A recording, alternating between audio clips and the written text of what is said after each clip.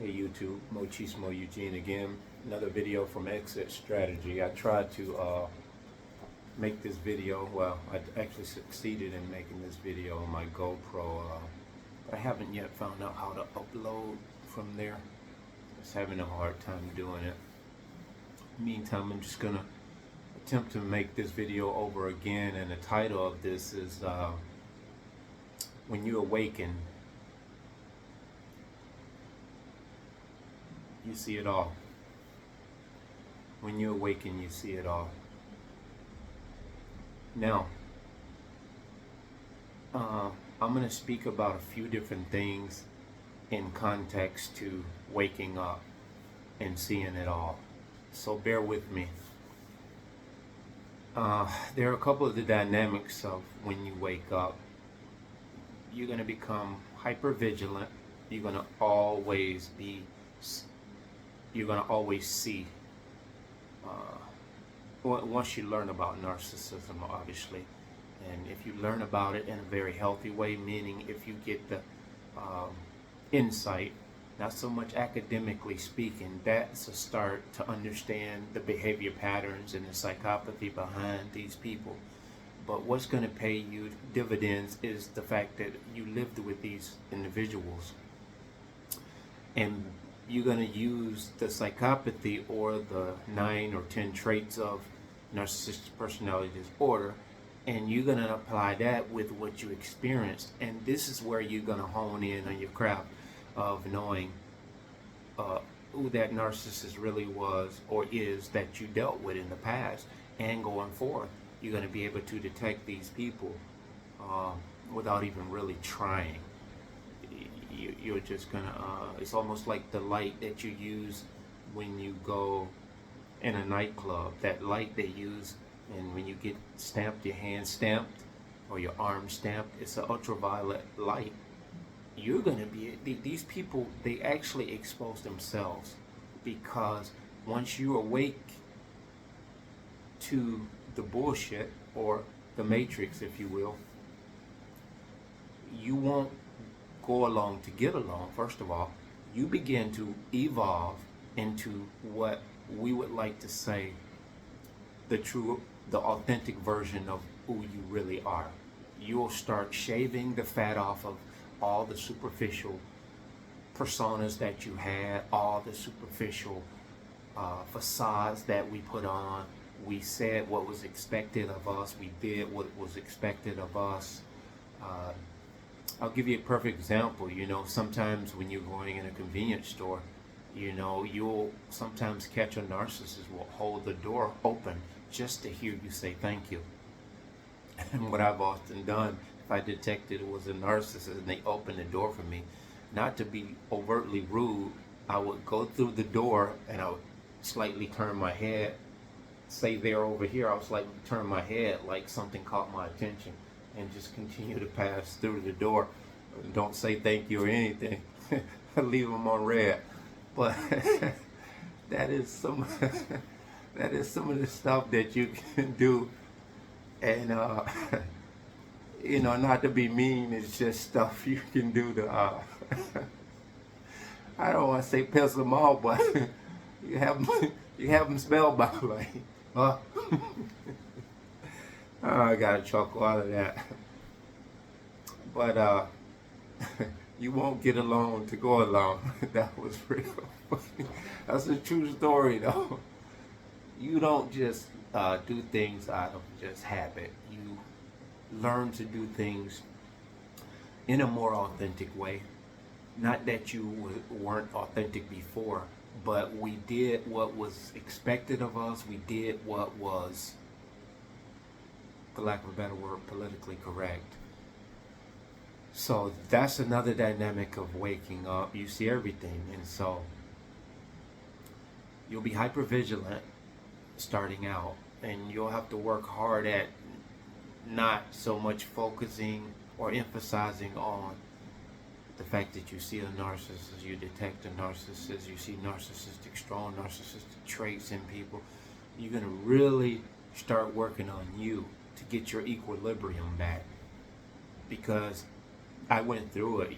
I think in many cases I have overload sometimes. If I'm in a big crowded place, uh, in the workspace, and you just see a slew of narcissists in one room, they're all fighting for conversation, and the volume. Everybody's trying to out volume the other one. It's kind of like sporting event. Guys talking about football teams. This is where a lot of narcissism peaks itself out, its ugly head out. So I would, you know, get overloaded with this, and I would have to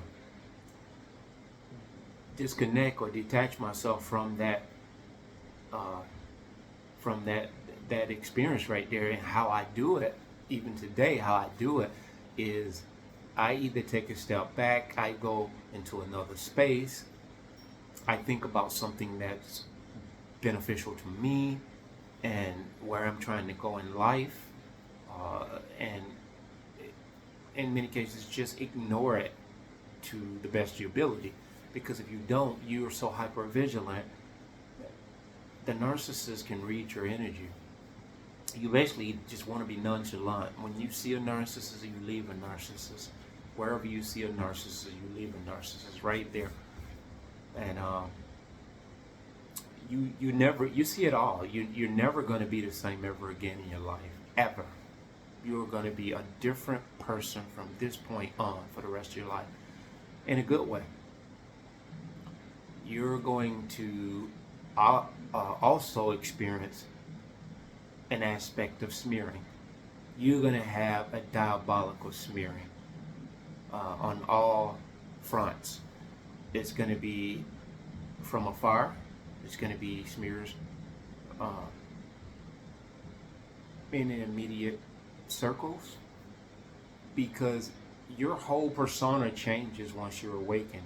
You don't have to give people the memo like, oh, I know about narcissism, or I know about these people are the destroyers of good people.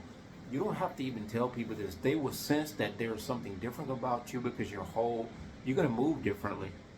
And the friends that you had prior to waking up, they're going to notice. You're going to see them stick their neck out, bend over backwards to see what you're up to, because you've essentially retracted or retreated into your own little cove and sanctuary, because you're doing a rebuilding process. You're rebuilding yourself from the inside out, and you don't need any company while you're doing this. So you're going to really experience a whole newfound awareness. Your perspective on things is going to change, and you can almost expect to be smeared. You can expect to be accused. You can expect to be vilified. You can expect to have your good nature evil spoken of.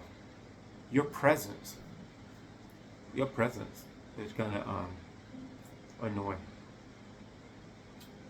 Your presence is going to annoy people so bad.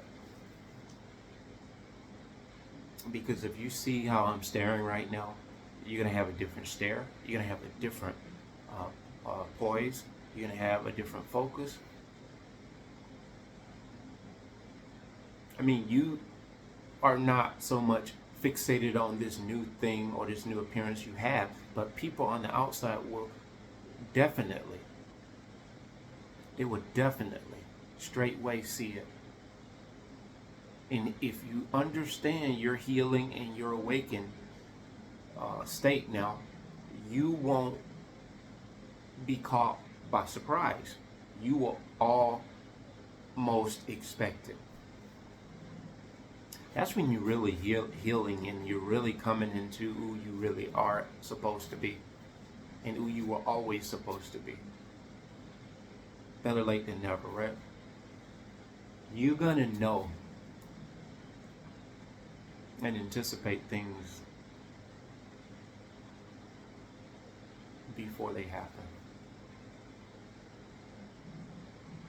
I don't want to say you're going to be able to see into the future, but you're going to be able to foresee. experiences that haven't even happened yet. You're going to know the outcome before it happens.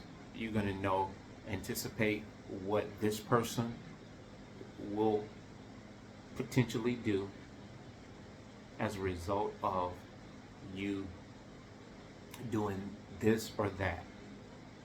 You'll see people start distancing themselves from you. And if you're not healing appropriately, you're going to be overly concerned when you really, in fact, should be okay with it and knowing that this is the taste test. My newfound awareness is awkward for this person or these people. And God is going to move these people out of your way. Don't start calling them up and wondering why they don't want to play in any reindeer games with you anymore. Less is best, you know? Because you don't need no distractions while you're trying to move forward, because you're rebuilding your whole existence for the most part, because not only are you coming out of a narcissistic abusive mindset or abusive experience, your mindset is having to reboot itself to not only getting back to what you want to consider as normal or healthy. At the same time, simultaneously, you're rebuilding yourself almost in a new way. It reminds me of the Bionic Man. He had an accident of sorts. I don't really know the storyline, but I think he had an accident. He was in some kind of, explosion or something. That's a 70s. It's a 70s series. I grew up watching $6 Million Man, Bionic Man. They call him $6 Million Man, Steve Austin, and not the wrestler. And anyway, they built him better, faster, stronger. And you had Lindsay Wagner, who was his wife. She was the Bionic Woman. So essentially, you are being made stronger mentally, intellectually, physically, everything about you, a different version of you. You're not going to even recognize yourself as this new version, but you're going to love it, because you're going to say, man, this is who I was supposed to be from the get-go. Because your life is directed by God. And when you accept the path that He has you on, you're not going to be distracted by people and the naysayers. You're not going to let people dictate what you should and shouldn't do, especially if you got a pretty good awareness of who you are and you got a healthy moralistic compass. You know, people cause you to second guess your best thoughts, your best ideas. And so you're going to become a better version of who you were always supposed to be. And so you don't need the distractions. You don't need any extracurricular activity. You don't need to be invited to any parties. You don't need any of this. A lot of us have said, and I myself have just started a gym membership, and I normally never work out in groups because, you know, I've always been self-motivated. Nothing against people who, you know, the camaraderie, because you need it. And now that I'm older, 52, 53 years old soon, I'm actually, that camaraderie, just the environment, you know, getting out, and twofold purpose, getting out, and I know the gym is a melting pot of these monsters, but so is the world. But to be in an atmosphere where everybody is on the same mindset, getting healthy, you know, doing what is beneficial for their body, their mind, and their soul, I think that's a great thing. So I got a membership here at the gym, not far from my house, and I got an electric scooter. I take it over there, and then after that, I actually go on the trails as a cool down. And hot water heater went on the blink.